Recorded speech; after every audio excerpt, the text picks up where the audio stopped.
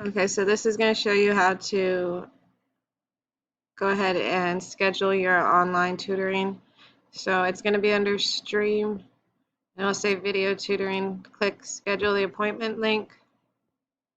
You have two options. It tells you Monday is for private tutoring and Wednesday is for whole class. So you can pick whichever one you'd like.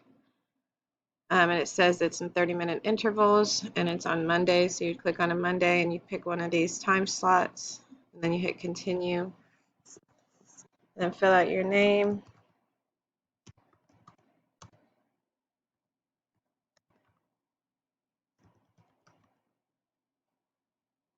your phone, and your email. And then you're going to complete the appointment.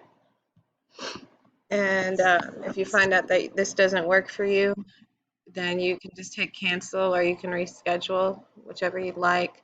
We're going to be doing the video tutoring through Zoom, so when it's time, you just click on this link. I'll also put the link on Google Classroom, or you can go ahead and copy and paste that link and keep it somewhere safe, and it will also email you the link as well. If you have any more questions, just email me back. I'm going to cancel it because I don't want to go to my own session, but you won't cancel yours.